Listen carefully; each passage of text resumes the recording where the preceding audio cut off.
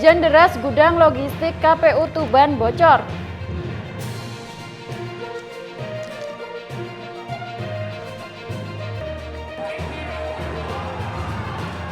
Menang 2-0 atas Madiun Putra FC, Persibo kokoh di puncak klasemen.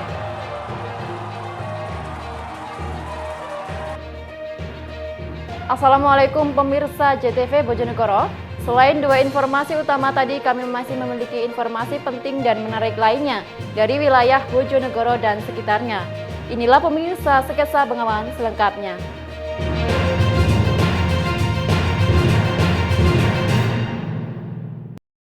Pemirsa, hujan deras disertai angin kencang menyebabkan gudang logistik KPU Tuban mengalami kebocoran. Belasan lubang pada atap gudang mengancam logistik pemilu 2024 yang tersimpan dalam gudang. Beruntung tak ada kerusakan logistik. Mengantisipasi hal tersebut, KPU Tuban akan segera menambal lubang-lubang tersebut. Seperti inilah kondisi gudang logistik Komisi Pemilihan Umum di Jalan Manunggal, Kabupaten Tuban pada Jumat siang. Sekilas tempat logistik pemilu serentak 2024 ini nampak baik-baik saja. Namun hujan deras dan angin kencang yang menerjang Kamis malam menyebabkan atap gudang mengalami kebocoran. Terdapat sedikitnya 11 titik kebocoran atap gudang. Posisinya tersebar hampir merata, di antaranya depan, belakang, tengah, dan samping. Namun pihak KPU Tuban memastikan seluruh logistik yang tersimpan aman. Tak satu pun barang rusak terkena air hujan. Sebagai langkah antisipasi, pihak KPU Tuban telah meminta pihak penyedia tempat untuk melakukan penambalan atap. Diperkirakan proses perbaikan tuntas paling lambat 5 hari ke depan. Selanjutnya, antisipasi kedua, pihak KPU setempat akan menyediakan terpal untuk menutup logistik agar tidak basah jika terkena percikan air. Yang sudah datang ini sebagian kotak suara, bilik suara sudah lengkap ya.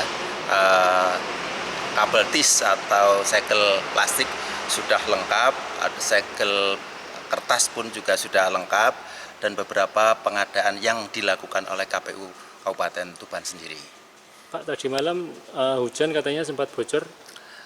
Memang tadi malam memang hujannya deras ya, angin juga ya, ada beberapa titik kebocoran, mungkin 10-an ke atas ya. Tapi kami juga antisipasi dengan nanti kita akan menutup logistik ini dengan terpal. Jadi ada pengamanan kedua. Memang kita sudah sampaikan kepada penyedia untuk palang yang bocor agar diperbaiki. Itu nanti sudah kita kontak sama penyedia, nanti penyedia sanggup. Yang kedua, kami juga akan lapisi kotak atau logistik yang ada ini dengan pengamanan kedua, yaitu dengan menambahkan plastik di atas. Hingga kini logistik yang sudah diterima KPU Tuban baru sebagian, meliputi bilik suara, tinta, bantalan alat coblos, ATK TPS, kabel tis, serta kantong plastik pembungkus kotak suara.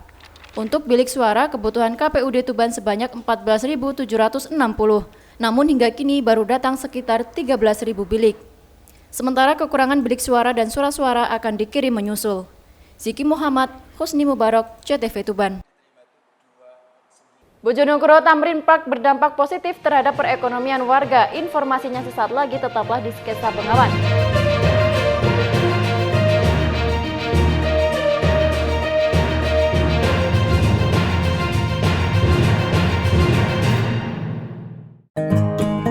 Penyakit tidak menular atau biasa juga disebut sebagai penyakit degeneratif. Penyakit tidak menular menjadi salah satu masalah kesehatan masyarakat karena tingkat kesakitan, kecacatan, dan kematian yang tinggi. Jenis penyakit ini berkembang secara perlahan dan terjadi dalam jangka waktu yang panjang. Penyakit degeneratif merupakan jenis penyakit yang muncul akibat perubahan fungsi sel-sel pada tubuh yang mempengaruhi fungsi organ. Penyakit degeneratif juga dapat muncul akibat perubahan usia. Penyakit tidak menular menimbulkan angka kematian yang tinggi tiap tahunnya dan dapat menjangkiti individu di berbagai usia maupun negara di seluruh dunia. Adapun yang termasuk ke dalam penyakit tidak menular antara lain penyakit kardiovaskular yang berkaitan dengan naiknya tekanan darah, gula darah, lipid darah, dan obesitas. Berbagai jenis kanker seperti kanker hati, kanker paru-paru, kanker serviks, kanker payudara, dan jenis kanker lainnya. Penyakit pernafasan kronis meliputi asma, hipertensi pada paru-paru, dan berbagai penyakit pernafasan lainnya. diabetes tipe 1 dan tipe 2, serta jenis penyakit tidak menular lainnya yang kerap ditemukan di sekitar kita, seperti Alzheimer, artritis, epilepsi, hemofilia, dan berbagai penyakit tidak menular lainnya. Beberapa faktor risiko yang dapat memicu penyakit tidak menular seperti kebiasaan merokok, konsumsi alkohol, obesitas karena pola hidup tidak sehat seperti kurangnya aktivitas fisik dan pola makan sembarangan. Cara mencegah penyakit tidak menular dengan cerdik. C. Cek kesehatan secara berkala. Dengan mengecek kesehatan secara berkala dan mengubah gaya hidup sehat serta memahami konsep, penyebab dan cara pencegahannya, kita dapat mengenali sekaligus menghindari jenis penyakit tidak menular. E. Enyahkan asap rokok. Hindari kebiasaan merokok dan minum alkohol berlebih. Dengan menghindari kebiasaan tersebut, tubuh akan terbebas dari resiko munculnya penyakit tidak menular. R. Rajin aktivitas fisik. Rutin melakukan aktivitas fisik dengan melakukan aktivitas fisik yang ringan seperti menyapu, mengepel, mencuci minimal 30 menit per hari dapat membakar lemak. D.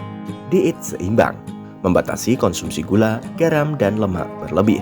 Konsumsi gula 4 sendok makan per hari, konsumsi garam 1 sendok teh per hari, dan konsumsi lemak atau minyak goreng maksimal 5 potong gorengan per hari. Rajin mengkonsumsi buah dan sayur. Melengkapi konsumsi harian dengan buah dan sayur mampu mencegah resiko terjangkit PTM. K. Kelola stres. Pentingnya mengelola stres kita supaya tidak jatuh pada kondisi jiwa yang bermasalah atau ODGJ. Caranya dengan mengelola stres tergantung kesenangan masing-masing. Bisa dengan berzikir, membaca Al-Quran, bernyanyi, berwisata, dan lain-lain. Ayo, mulailah menyayangi diri sendiri dengan menjalankan perilaku hidup bersih dan sehat. Iklan layanan masyarakat ini disampaikan oleh Dinas Kesehatan Kabupaten Bojonegoro.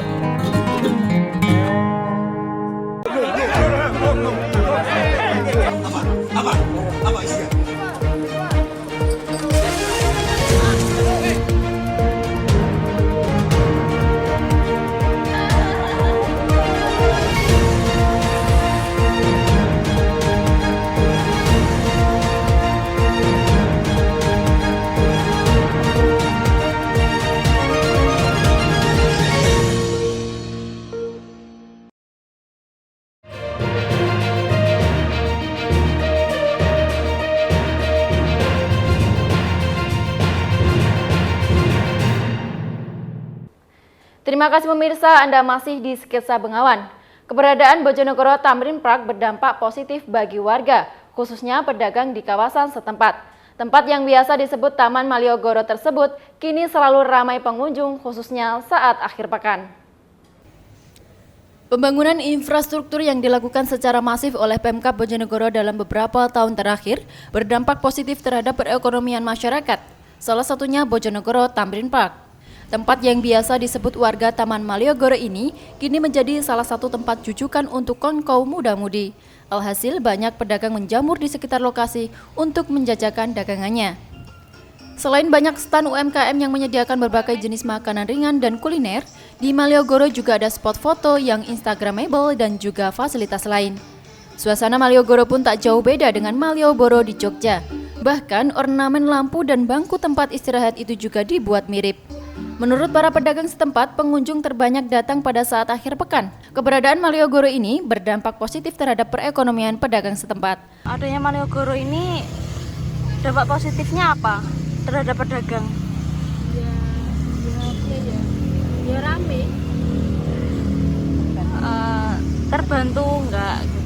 Terbantu ya terbantu. Lumayan. Ya rame ya terbantu. Namanya jualan ya harus Mbak. Marsanda Putri, CTV Bojonegoro. Sementara itu, Sekretaris Daerah Nurul Azizah terpilih menjadi Ketua Dewan Pengurus Korpri Kabupaten Bojonegoro masa bakti 2023-2028. Bersama jajaran pengurus, Sekda dilantik di Gedung Angling Dharma Pemkab Bojonegoro oleh Wakil Ketua 1 Dewan Pengurus Korpri Provinsi Jawa Timur.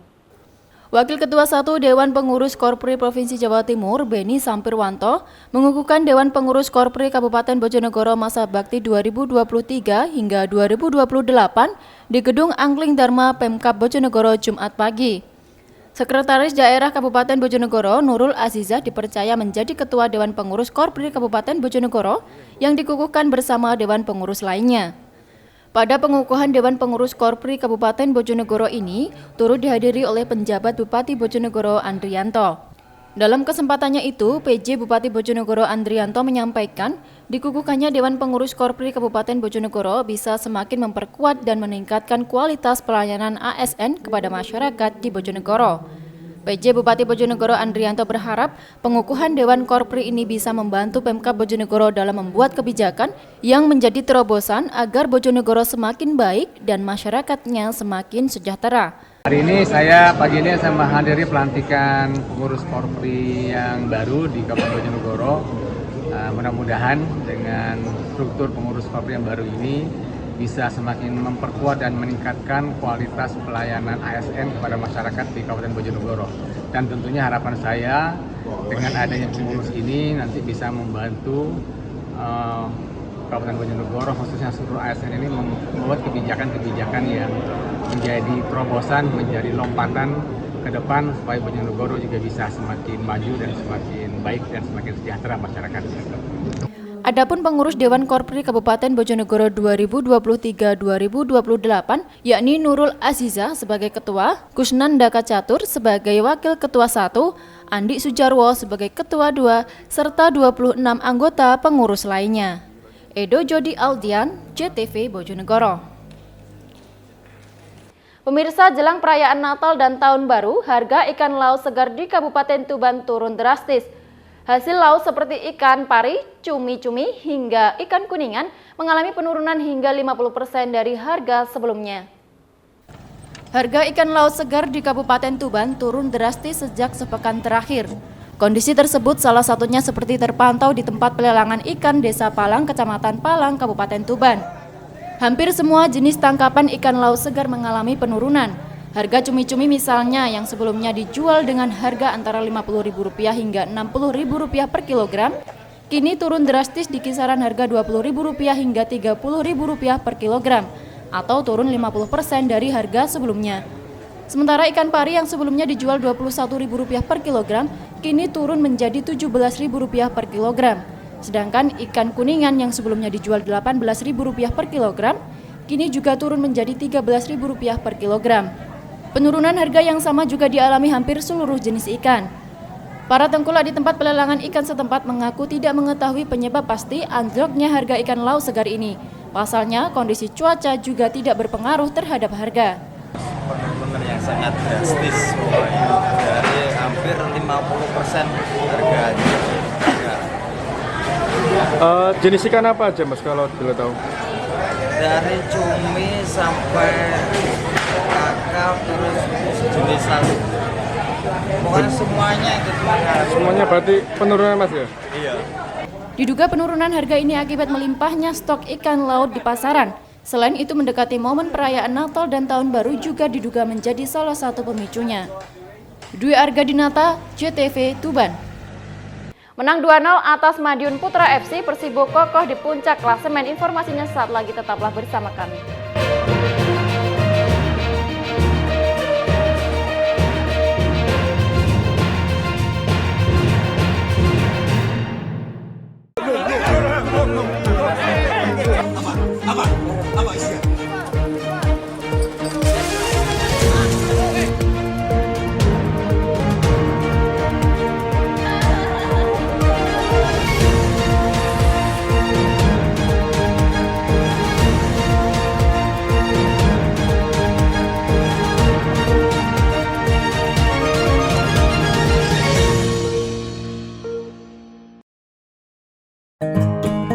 Penyakit tidak menular atau biasa juga disebut sebagai penyakit degeneratif. Penyakit tidak menular menjadi salah satu masalah kesehatan masyarakat karena tingkat kesakitan, kecacatan, dan kematian yang tinggi. Jenis penyakit ini berkembang secara perlahan dan terjadi dalam jangka waktu yang panjang. Penyakit degeneratif merupakan jenis penyakit yang muncul akibat perubahan fungsi sel-sel pada tubuh yang mempengaruhi fungsi organ. Penyakit degeneratif juga dapat muncul akibat perubahan usia. Penyakit tidak menular menimbulkan angka kematian yang tinggi tiap tahunnya dan dapat menjangkiti individu di berbagai usia maupun negara di seluruh dunia. Adapun yang termasuk ke dalam penyakit tidak menular antara lain penyakit kardiovaskular yang berkaitan dengan naiknya tekanan darah, gula darah, lipid darah, dan obesitas. Berbagai jenis kanker seperti kanker hati, kanker paru-paru, kanker serviks, kanker payudara, dan jenis kanker lainnya. Penyakit pernafasan kronis meliputi asma, hipertensi pada paru-paru, dan berbagai penyakit pernafasan lainnya. Diabetes tipe 1 dan tipe 2, serta jenis penyakit tidak menular lainnya yang kerap ditemukan di sekitar kita, seperti Alzheimer, artritis, epilepsi, hemofilia, dan berbagai penyakit tidak menular lainnya. Beberapa faktor risiko yang dapat memicu penyakit tidak menular seperti kebiasaan merokok, konsumsi alkohol, obesitas karena pola hidup tidak sehat seperti kurangnya aktivitas fisik dan pola makan sembarangan. Cara mencegah penyakit tidak menular dengan cerdik. C. Cek kesehatan secara berkala. Dengan mengecek kesehatan secara berkala dan mengubah gaya hidup sehat serta memahami konsep, penyebab, dan cara pencegahannya, kita dapat mengenali sekaligus menghindari jenis penyakit tidak menular. E. Enyahkan asap rokok. Hindari kebiasaan merokok dan minum alkohol berlebih. Dengan menghindari kebiasaan tersebut, tubuh akan terbebas dari resiko munculnya penyakit tidak menular. R. Rajin aktivitas fisik. Rutin melakukan aktivitas fisik dengan melakukan aktivitas fisik yang ringan seperti menyapu, mengepel, mencuci minimal 30 menit per hari dapat membakar lemak. D. Diet seimbang. Membatasi konsumsi gula, garam, dan lemak berlebih. Konsumsi gula 4 sendok makan per hari, konsumsi garam 1 sendok teh per hari, dan konsumsi lemak atau minyak goreng maksimal 5 potong gorengan per hari. Rajin mengkonsumsi buah dan sayur. Melengkapi konsumsi harian dengan buah dan sayur mampu mencegah resiko terjangkit PTM. K. Kelola stres. Pentingnya mengelola stres kita supaya tidak jatuh pada kondisi jiwa yang bermasalah atau ODGJ. Caranya dengan mengelola stres tergantung kesenangan masing-masing. Bisa dengan berzikir, membaca Al-Quran, bernyanyi, berwisata, dan lain-lain. Ayo, mulailah menyayangi diri sendiri dengan menjalankan perilaku hidup bersih dan sehat. Iklan layanan masyarakat ini disampaikan oleh Dinas Kesehatan Kabupaten Bojonegoro.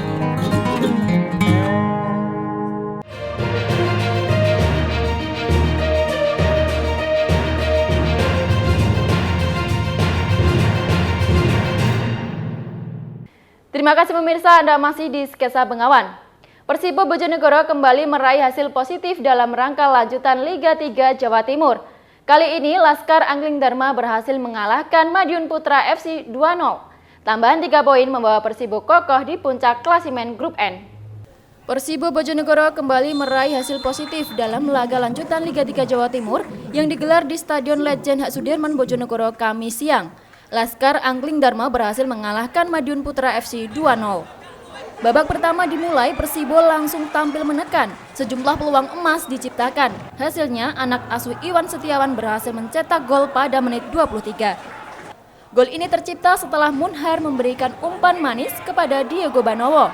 Pemain nomor punggung 9 ini kemudian melakukan tembakan keras yang masuk ke pojok gawang Madiun Putra. Skor 1-0 bertahan hingga babak pertama usai. Pada babak kedua, tim Persibo terus menggempur pertahanan Madiun Putra FC. Selang beberapa menit pertandingan berakhir, Persibo Bojonegoro kembali mencetak gol di menit ke-87 lewat tendangan Diego Banowo. Skor 2-0 bertahan hingga pertandingan usai. Head coach Persibo Iwan Setiawan mengaku cukup bangga dengan performa tim binaannya. Meski demikian, pelatih kenyang pengalaman ini menilai timnya masih banyak kekurangan, khususnya terkait stamina. Hari ini hampir sama, saya melihat ada penurunan dalam hal intensitas, tapi bisa saya maklumin karena bermainnya jam 1 siang. Sama seperti besok, ya, itu adalah udah pertandingan ketiganya kita. Jadi mudah-mudahan hari ini saya mencoba untuk lebih memaksimalkan recovery-nya mereka, terutama di dalam rest recovery-nya mereka. Saya akan buat mereka hari ini dengan ice bath. Jadi berendam di es, mudah-mudahan itu membantu untuk menghancurkan asam laktat sehingga besok mereka bisa tampil dalam kondisi yang lebih baik. Atas raihan 3 poin ini, Persibo Bojonegoro kokoh di puncak klasemen Grup N Liga 3 Jawa Timur dengan 6 poin. Samsul Alim, CTV Bojonegoro. Sementara itu, tim Liga 2 Persela Lamongan resmi berkandang di Stadion Bumi Wali Tuban. Ini setelah stadion terbesar di Tuban tersebut dinyatakan layak oleh tim Risk Assessment Mabes Polri untuk menggelar pertandingan Liga 2. Setelah tim Risk Assessment Mabes Polri melakukan penilaian selama 2 hari, mulai tanggal 6 sampai 7 Desember 2023 kemarin, Stadion Bumi Wali Tuban dinyatakan layak digunakan untuk pertandingan Liga 2 Indonesia. Hal ini disampaikan oleh tim Risk Assessment Mabes Polri di Gedung Serbaguna Polres Tuban Kamis sore. Dari hasil penilaian, kondisi lapangan, ruang ganti, ruangnya ofisial, security operation center, ruang media, kamar mandi dan juga tribun penonton hingga keamanan mendapatkan nilai kelayakan 69,30%. Dengan begitu, Stadion Bumi Wali Tuban dinyatakan layak dan akan digunakan sebagai home base Persela Lamongan dalam melanjutan Liga 2 Indonesia mendatang. Ketua Tim Risk Assessment Kombes Pol Udi Juswanto menyatakan bahwa Stadion Bumi Wali Tuban cukup layak digunakan dalam pertandingan Liga 2 karena mendapat nilai kelayakan di atas 55%. Namun pihaknya menghimbau agar pihak pengelola bisa memenuhi hal-hal yang masih kurang sebelum pertandingan. Baik, rekan-rekan, untuk hasil asesmen Stadion Tuban Sport Center ini, tadi sama-sama kita bisa lihat, karena memang sifatnya terbuka. Nah, untuk hasilnya skornya 69.30 masalahnya. 30, jadi dalam artian bahwa Stadion Tuban Sport Center ini cukup layak untuk melaksanakan pertandingan Liga 2 di Stadion Tuban ini. Karena kalau nilainya di bawah 55% itu kurang, berarti tidak layak. Tapi kalau nilainya lebih dari 71, mungkin bisa meningkat, bisa untuk Liga 1. Karena baik kalau di atas 71. Meski beberapa fasilitas masih kurang, namun dari pihak pengelola berkomitmen akan memenuhinya, seperti genset, kamera CCTV, dan AC ruangan. Siki Muhammad, Husni Mubarak, JTV Tuban. Pemirsa, informasi tadi sekaligus mengakhiri jumpa kita di Sketsa Bengawan edisi hari ini. Jangan lupa follow akun sosial media kami di alamat di bawah ini. Saya beserta seluruh kerabat kerja yang bertugas mohon undur diri dari hadapan Anda. Wassalamualaikum, salam JTV Bojonegoro.